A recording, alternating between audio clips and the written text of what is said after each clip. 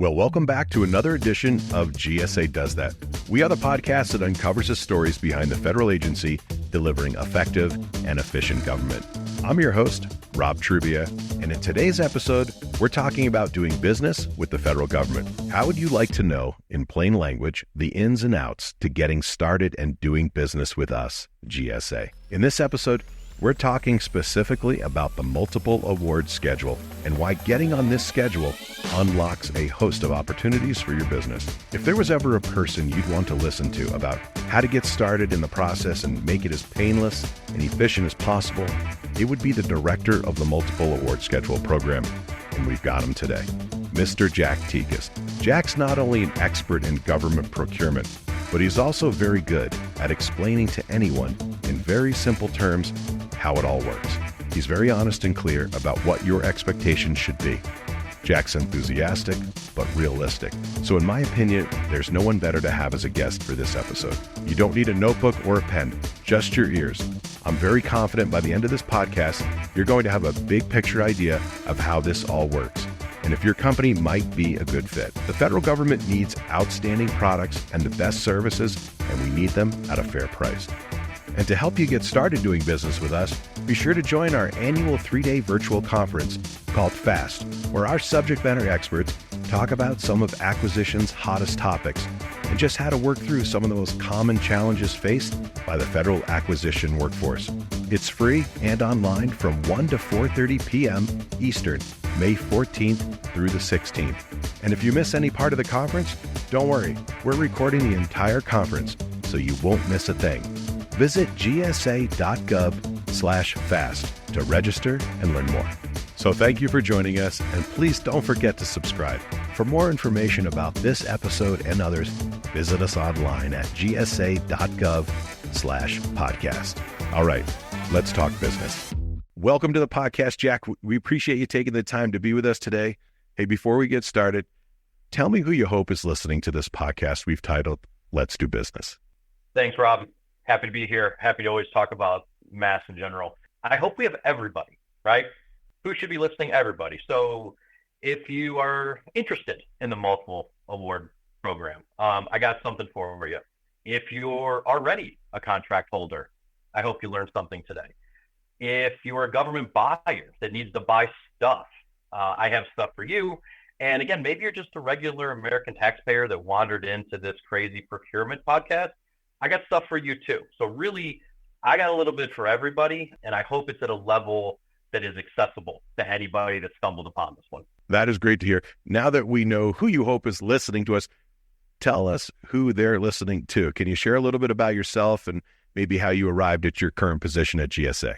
Absolutely. I love talking about myself. For those listeners that I didn't scare away, my name is Jack Tekus, and I am the director of the Multiple Award Schedule program, which is widely known as the MASS program, or just MASS, so you're going to hear that a lot today. A little bit about me. I grew up in a suburb of Cleveland. My undergraduate degree is in mathematics, and I do have my master's in public administration.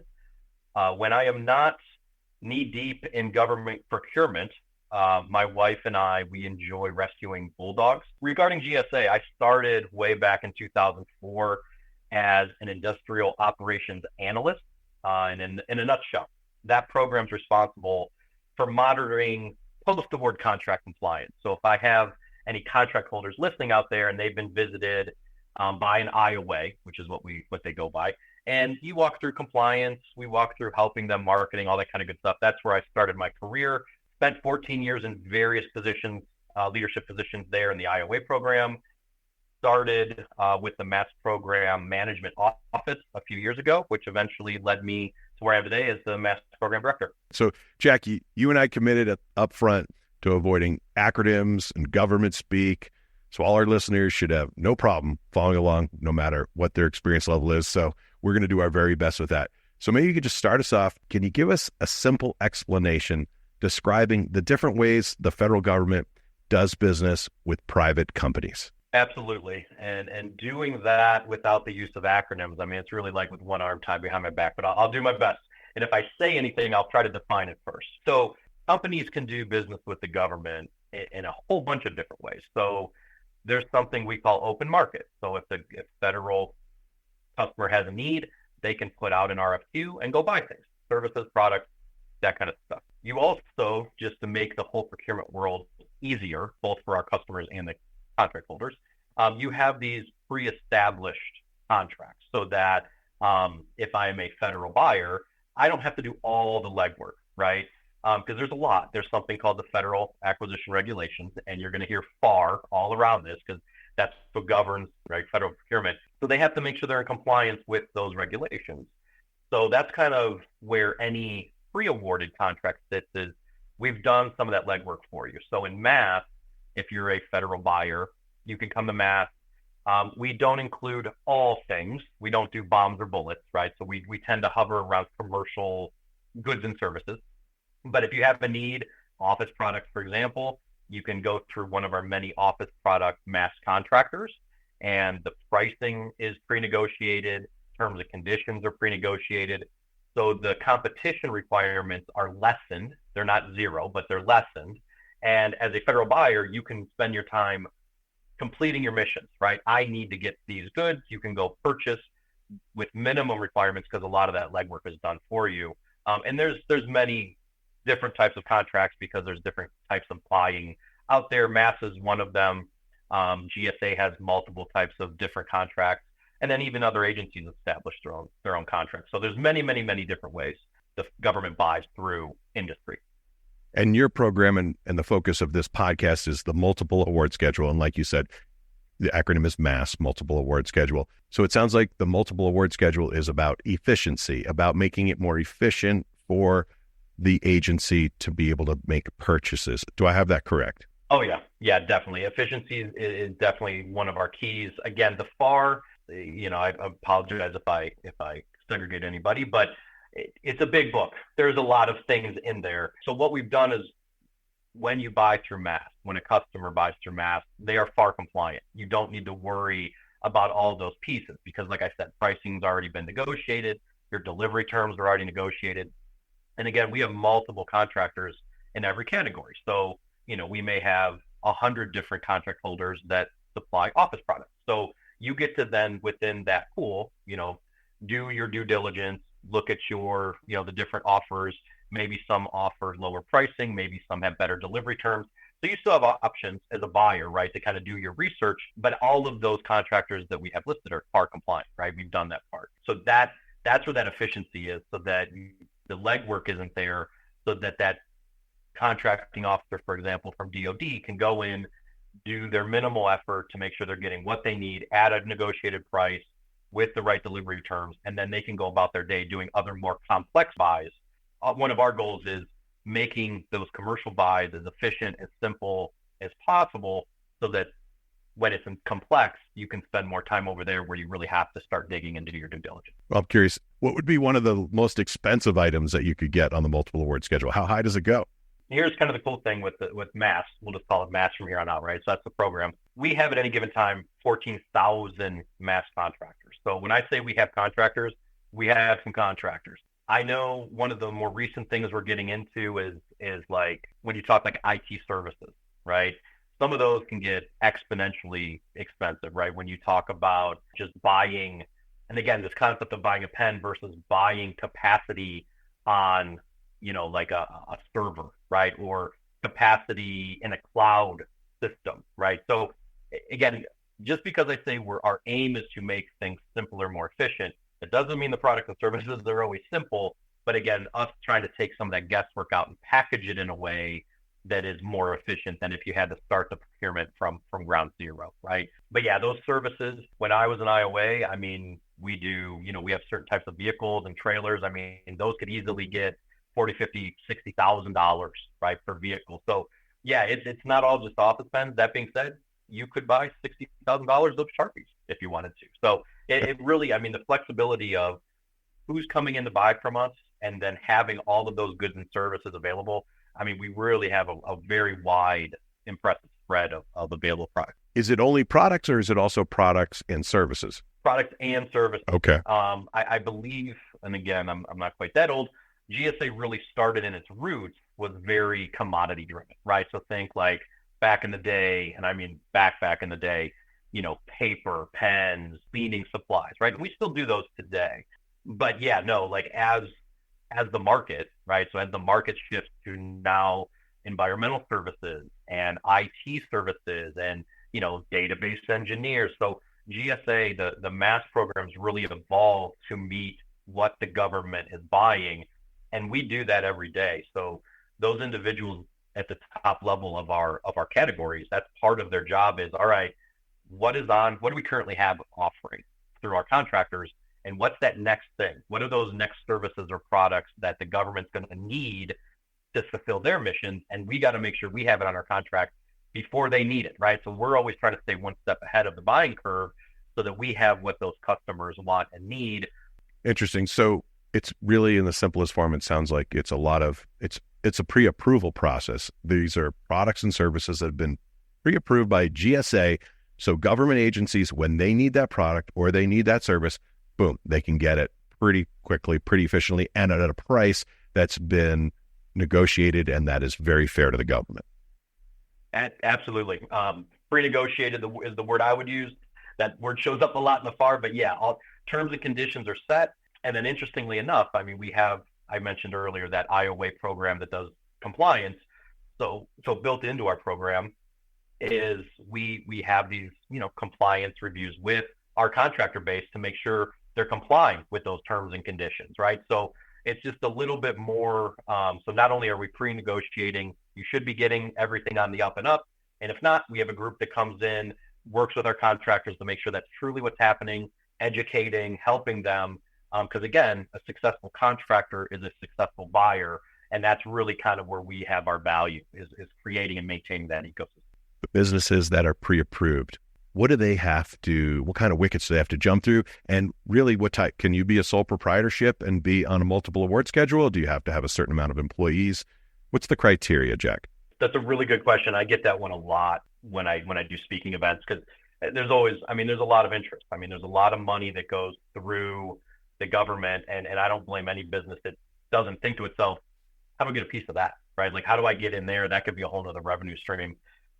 Again, one of the great things that even at a GSA level, but specifically at the mass level, right? Because mass is one of the contract types that GSA owns. It really just fits that commercial buying pattern, right? So there are some checkpoints, right? It's not necessarily perfect for everybody, but no, I've worked with contractors that are multi-billion-dollar global entities. I've worked with, again, I would say, a small business that is a single individual person running it out of a home office, right? And so really when it comes to mass, and I speak to, okay, Jack, am I ready for this?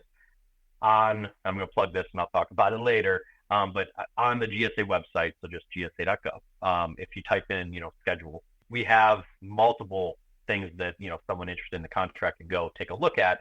One of them being the Pathways to Success training. And that's something actually you have to do. That's one of the checkpoints of getting a mass contract is kind of taking this training.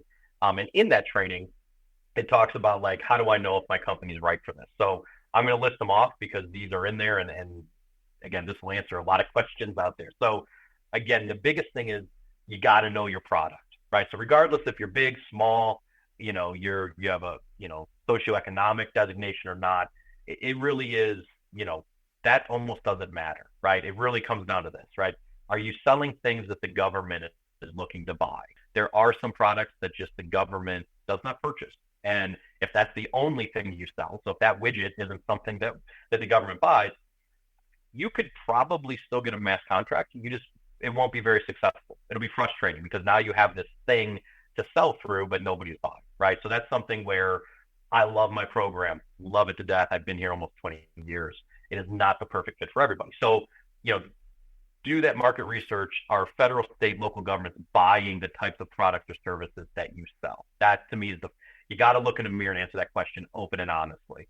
Now, there are some other things. So, for example, have you been in business at least 2 years and have 2 years of financial statements? So, again, remember, because we're pre-negotiating, and again, we're making sure that we're establishing appropriate contract vehicles. There's risk there, right? So part of our risk mitigation is, we want to make sure that you've been established and you have some background so that we know that, your company is sustainable, right? Before we enter into this agreement with the government. Do you have evidence of any successful past performance? So again, this goes to the same thing where, okay, great, you've been in business 10 years. Have you worked with the government in some capacity before? Let's talk about that, right? So having that successful past performance is definitely a check mark as you go through the award process. And then this is the big one, and this is where everybody, and this one gets skipped over a lot, but as the post-award compliance guy, this is the one I hit up front. Okay, great, you do all that. Do you have the resources to market your contract, right? So those product services that you sell after award. So getting your contract is it's a wonderful thing, and it's not a fast process. I would argue it's not meant to be, right? We're vetting you to make sure that you are a positive community member of MAST and of the federal procurement community, right? So then you get it, and you're like, yeah, I got my MAST contract. GSA, we do not market on behalf of any one contractor. We market the MAST program. Remember, there's over 14,000 of you in there, right? So we market the whole thing. So it's not just getting a contract. You have to then take that and market yourself to the federal community, right? And some companies miss that part, and they don't have the right resources to do it, or they just don't have the time. Again, I look at that one-person shop and working from home. If you're doing everything for the business, oh, and by the way, you have to market the federal, it can become a lot, and it can cause frustration. But really, those are the 4 key points. The only other thing I would add in there is, along with marketing, because we're the government, there are post-contract award administration functions. You're going to report your sales quarterly or monthly. There's certain clauses you have to make sure you're compliant with as your products or services change. So it's like that post-award administration. You have to be able to do that too. Otherwise, again, that could lead to frustration where you have this thing that you work so hard to get, but you miss the, okay, now I got it. Now what part? It's that now what that a lot of companies kind of trip over, because so much is spent on how do I get it, when really it should be how do I maintain it. That's just as important when it comes to receiving a contract. Talk to us a little bit about the process, because I think it certainly could be intimidating, whether you're a 5-person company or a 5,000-person company. It could still be intimidating. Is it difficult? Is it intimidating? What are maybe some of the misconceptions? I'll say this. We MAST, right? GSA, but the MAST has done a really good job mimicking, again, I keep using the word like normal buying patterns, right? So, and we strive to do that because, again, the lift is less than, right? It shouldn't be government procurement is in this bucket and normal everyday procurement is over here and it's completely different. So marrying those 2 ideas together, I feel like MAST has done a really good job. You're entering into a contract, right? We keep using that word because it's, but contract has a weight to it, right? You're entering a contract with the federal government that we are going to do our part, right? And you as a contract holder are going to do your part, right? It's a serious thing. I mean, and it takes time, and whether a company attempts to do those steps on their own, which certainly we have created it such that is the best way in my mind to do it. So you have to be open. You got to learn about federal procurement if it's not something you're aware of, right? You do not need to memorize the FAR, right? But it's a new thing, right? So you want to go learn about this new thing as you're going through the process. And I feel like the process that we built, when you do that on your own, so if there's a company, even, that one shop person, it might take them longer to get a contract just because they're doing everything.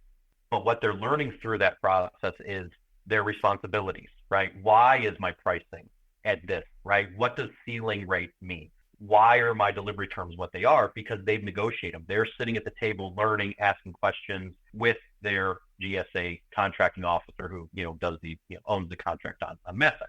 So I'm okay. You got to be a learner, right? I mean, if you're going to do this yourself, the steps are there. The support is there.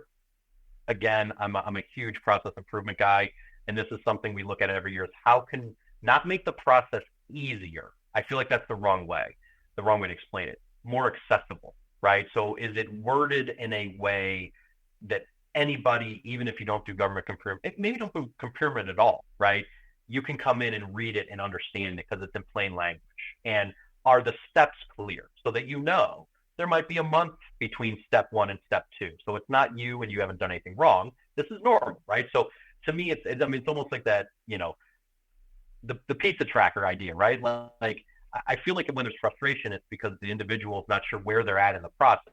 So we're always looking at ways, where can we make that more clear so that they just know? Because if you know, like, okay, I'm 2 steps away, I'm probably 2 months, 3 months out. Okay, right? Like I know where I'm at. I'm not as frustrated. We want people that are willing to learn, ask questions. And then certainly this is meant that they can go through it on their own. And I think that's very rewarding because on the back end, they know what their responsibilities are. So that post-award, now what do I do, right?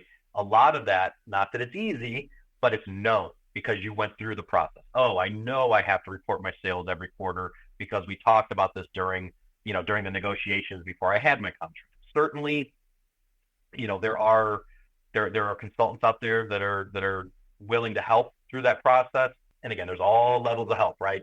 This is what I'll say. If you're going down that road, do your homework. That's all, right? Just make sure you know what you're getting and what you're not getting, right? And then make a business decision. But what you're not getting in my head is, because you're not the one going through the process. But again, it's nothing. We have lots of resources out there. I also think if you're not 100% in, or you're not sure, or you're on the fence, you don't want to wait 9 months for a contract. Okay, then it's just not the right time for you. That's all right.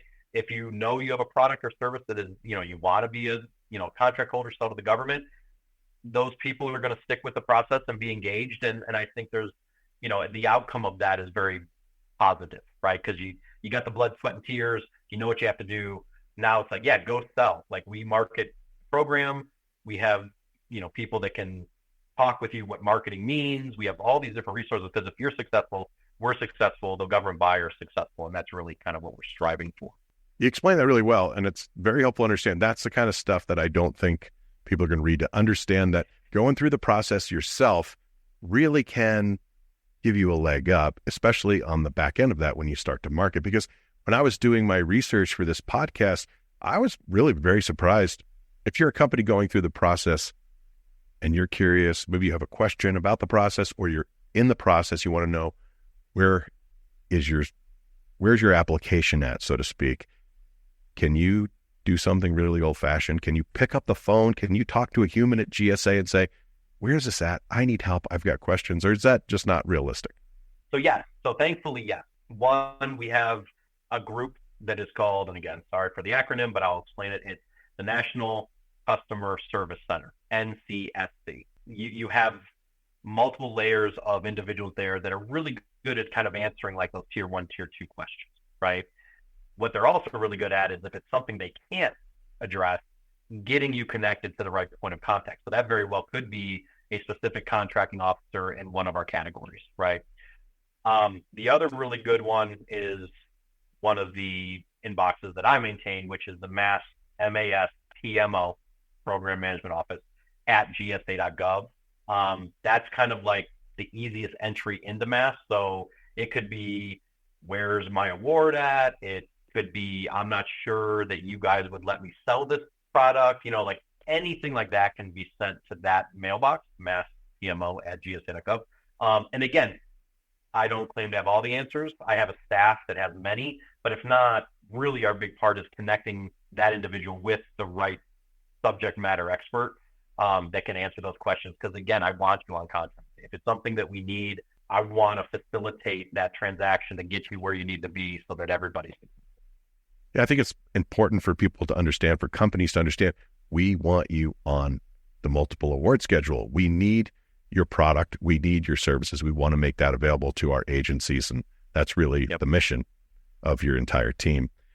If you're on the multiple award schedule, are you only doing business with federal government, or are state or local governments also have access to the multiple award schedule?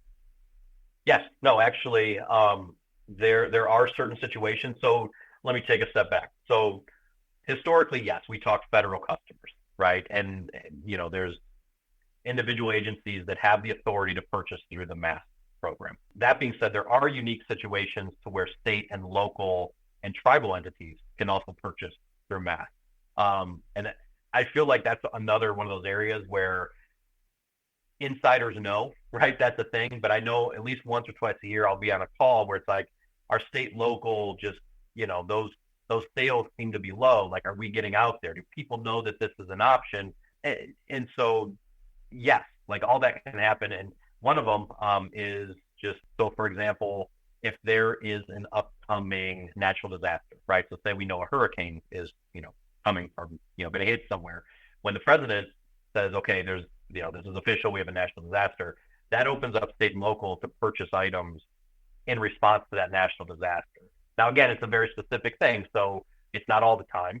There are some constraints around it, but yeah, there are multiple avenues where state and local entities can purchase through mass. And again, it seems like those that know they can do it, we see them repeat, they're repeat customers, but there's a lot that don't. So part of me is, again, do they have a better place to go, which could be the case, or do they just not know it's an option? Jack, any final thoughts? What do you hope your time in this podcast achieves? What is your, what would be the perfect result of this podcast from your desk? Yeah, I think my hope, right, was to make kind of this concept of government procurement just more understandable, right? Whenever I talk to contractors or anybody that's interested, I love this program. I'm almost had 20 years in it, right?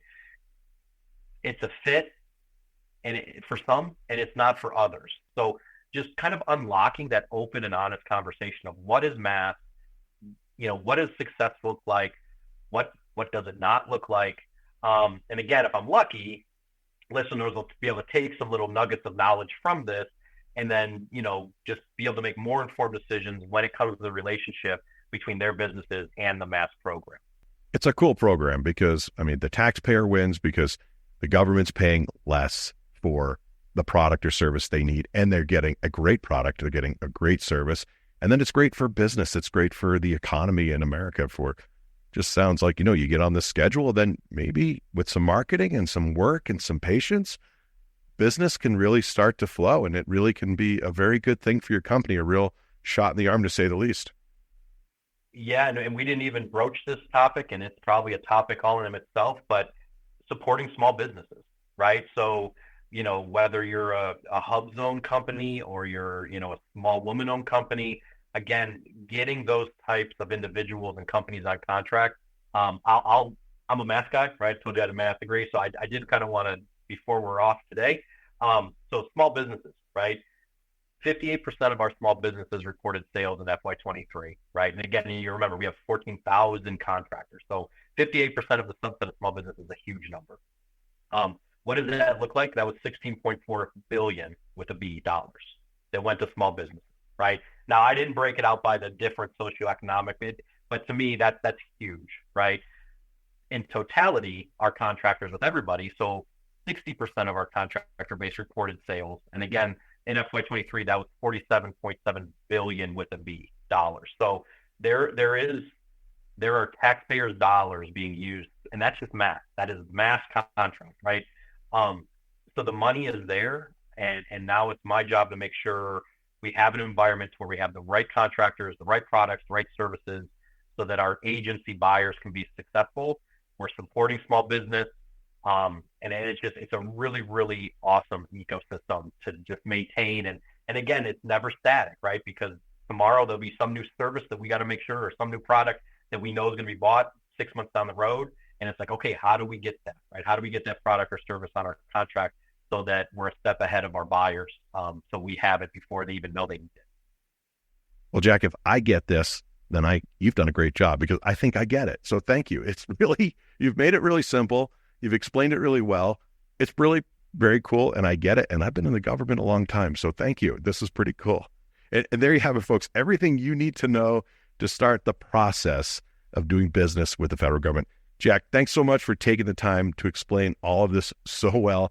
And a special thank you to your entire team of dedicated individuals that are working every day to save taxpayer dollars and providing incredible business opportunities to companies across America. Well, I think you'd have to agree that Jack did an outstanding job presenting this in a very clear and easy to understand way. There's a lot of opportunity out there, and we want you to take advantage of it. And to make sure you have all the resources you need, we're providing several links in the show notes at gsa.gov/podcast. That's gsa.gov/podcast. So be sure to check them out. You might also consider taking advantage of our open office hours, where you can talk to a multiple award schedule expert. Not to mention our additional resources like the Vendor Support Center and our online community tool, interact. As you can tell, we're here to support you. And finally, if you're a small business, I think you'd really benefit from listening to one of our recent episodes where we talked to Mr. Exodi Rowe. He's GSA's head of the Office of Small and Disadvantaged Business Utilization. We'll put that link in the show notes as well at gsa.gov/podcast. Thanks again for listening and subscribing. We'd love you to share this episode with a friend or colleague. And if you have an idea for a topic or guest, drop us an email at gsadoesthat@gsa.gov. I'm Rob Trubia, joined by our executive producer, Mr. Max Stempora. This episode was brought to you by the General Services Administration, Office of Strategic Communication. And now you know, GSA does that.